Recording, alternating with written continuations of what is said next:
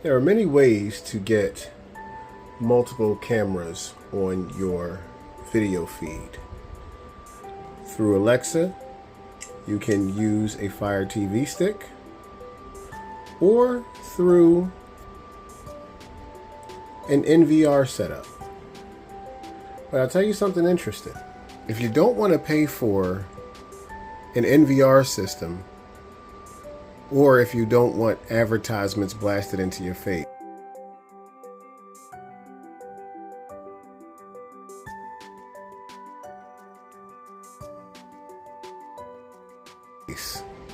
there's only one semi-stable way that I can think of to get an NVR-like camera setup on your home account.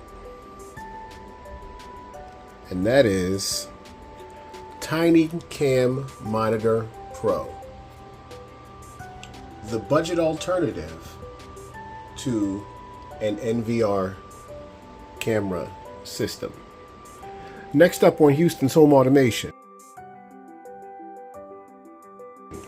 So Tiny Cam Monitor Pro can be had on the Alexa Fire TV stick. When I paid for it, I think I paid maybe $199 for it one time for the Tiny Cam Monitor Pro Edition, which gives you some interesting features that aren't on the basic version. But honestly, you can find any camera monitor app on your Fire TV stick and you'll get generally the same results. The Tiny Cam Monitor Pro app is what it says.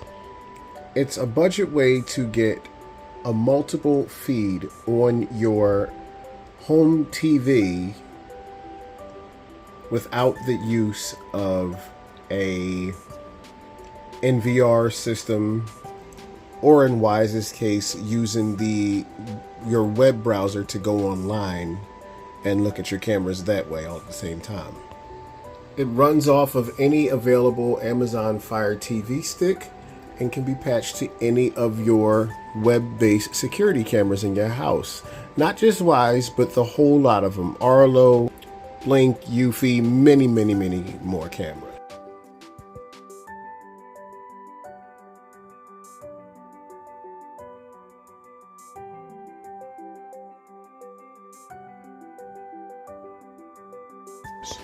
So from its main menu, I'll show you how to set up one of your cameras into the Tiny Cam Home Monitor app.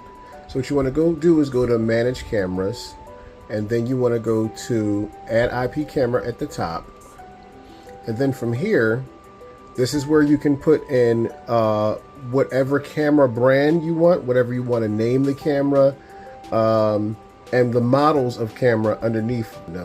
So if we go to TP-Link, we see now that the camera is TP-Link and that the model is generic, but it has all the brands of cameras that TP-Link makes. So you would go in here and you would select the TP-Link and you would select your camera model. And then you would hypothetically, you can skip all this IP host name address stuff. That's if you have the IP type of cameras. But what you want to do if you have one of the app-based webcams is to simply go in and put in your username and password that you would have used on your app. So let's say if you're using TP-Link, then you would use TP-Link's username and password, and you would be patched through into this. Would sort of backdoor its way into that camera app. And don't worry, it does have this 2 levels of security encryption. So when you get the code sent to your email, that comes up on this screen too. And once you get past all of that, you would go into test the camera. Now, if this was correct, you would see IP addresses, all these numbers light up, and a picture of the camera to make sure it's working. And if it fails, you will get this video failed, check host name and port number to let you know that you put some of your information in wrong. Very tedious work. There are other YouTube videos on that. I'm just giving a general review for my clients of Houston's Home Automation. And when you're through with all that, you will have your cameras. You will have to put each camera in. So say if you have 4 or 5 different cameras, like I do with Wisecam, rather than putting the IP address and username and password in on each and every camera, you would just simply go to camera UID and you would find the cameras that correspond with your app, and they will populate on this menu here. Now in these other menus, you can have the cameras record to the Amazon TV Fire Stick, but I wouldn't suggest it because it's only 8 gigs of memory on that stick. And you can have it give you motion warnings. This app gives you motion warnings instead of what you get on your phone from your camera's provider. And this gets really detailed. It can do object detection, which is pretty cool. It can do object detection for pets. It can do face detection. It can recognize faces. It can record when it sees faces. It can even zoom in if it tracks motion. So we'll leave that on to see how that works. If it's on background mode, it can wake up on motion. It can, of course, like I said, record to storage. So it does a lot in this app, which does make it useful. But the problem with this app, if I'm honest, is this is very glitchy, if I can say that. This is very enthusiast heavy. I actually tried to put this in a client's gym, and it literally just glitched and crashed and brought down his entire system. It's only meant for cameras. I'm going to say less than maybe 12 cameras, and you'd better have a very robust internet system to use this TinyCam Pro app.